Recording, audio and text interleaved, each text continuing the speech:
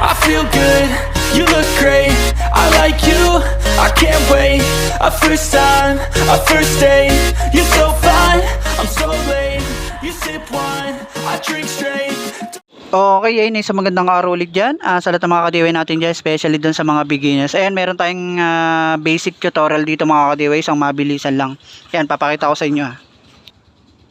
Okay, eto mga kadiway yung 3-in-1 switch nung ating customer. Okay naman yung mga pindutan niya, walang problema, no, gumagana. Ang naging problema kasi nito, yung kanyang, dito yung kasama niya rito, yung kaasawa niya kasi, kasama kasi dyan yung sa may brake cable, nabasag na kasi, no. Yan, nabasag na siya mga kadiway. Kaya ang nangyari, set kasi to pag bumili kayo, no? Kaya ito yung nabili ngayon nung may-ari. Yan. Ito na ngayon yung nabili niya. Ngayon dito mga kadiway, meron lang malit na issue, no? Kasi wiring to. Lalo na pag baguhan ka, hindi mo masyado kabisado yung mga ganito eh. Kasi dito mga kadiway, pag tinignan mo siya, yung sakit niya rito, masasabi mo perfect eh. Katulad nito, parehas na parehas sila, may violet.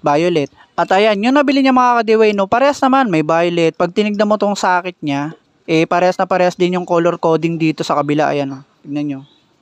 Pakita natin. Ayan, oh, brown, yellow, tsaka gray. Pag dito naman sa kabilang side, tama rin. Gray, tsaka red, no? Kahit saan mo siyang tingnan angulo, parehas na parehas eh. Ayan, oh.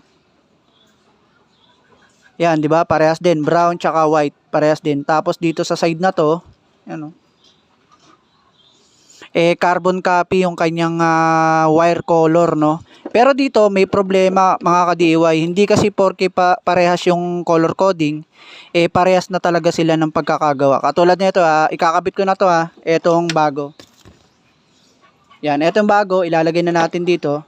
Saksak na natin para makita natin. Yan. So dito mga ka-DIY, no, ayan, naka-power na yan.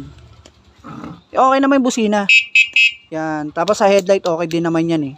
Ang problema dito yung kanyang signal. Ayan, oh. Kapag pinindot ko yung right, ayan, makapansin nyo mga ka-DIY dito. Left yung umiilaw. Ngayon, pagka pinindot ko tong signal ng left, yan, ang umiilaw dito yung right. Kaya ayan, tignan nyo.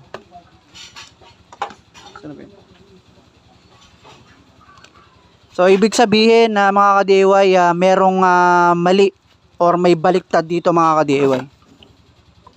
Ngayon dito mga ka-DIY, syempre ang magiging tanong natin diyan, alin yan dito? Ang dami-dami niyan, no? Yan, ang dami-dami kasing wiring niyan. Dito hindi ko na pahabain. Ang dito kasi ang magiging problema mo, ito kasing white, blue, tsaka red. Ito kasi yung para sa signal. Yan. Ganon din dito.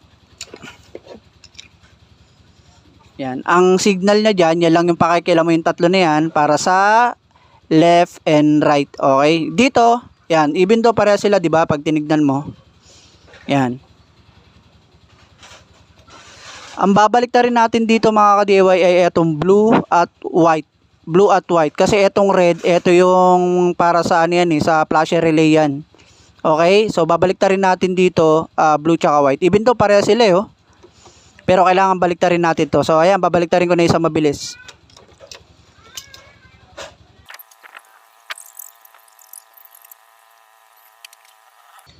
Okay yan, nabaliktad na natin, no? O ayan, makita nyo magkaiba na sila, oh. Binaliktad lang natin yung blue and white. And then, plug na natin ulit. Plug natin siya. Tignan natin kung mag-okay na siya mga ka-DIY.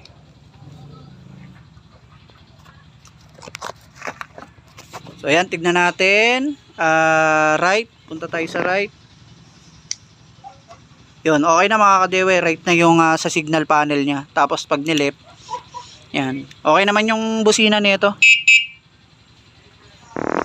At yan nga, no, mga ka-DIY, ito lang yung binaliktad natin, yung blue tsaka white. At yan. Ngayon dito mga ka-DIY, no, para kung sakali baguhan ka, kung gusto mo malaman yung mga wiring niyan kung para saan, kung alin ba yan sa pindutan, sa ilaw, signal, pinakamabilis buksan mo tong likod. Yan, kasi pag binuksan mo tong likod, yan. Dito makikita na natin yung mga wiring niya, ayan oh. So, etong gitna, Yan yung sa signal, ito yung sa ilaw. So tatandaan mo na lang yan, lilista mo na lang yung mga color niyan. Tapos itong nasa baba, ayan o, dalawang violet, tsaka yung nandito sa iba pang kulay. So ganun lang yung pagtitrace nung tinatawag nating wiring. So isang mabilisan lang yan mga ka-DIY. At yun, maraming salamat sa panonood. Replay mo na lang para maintindihan mo yung mga wiring niya. Thank you, thank you.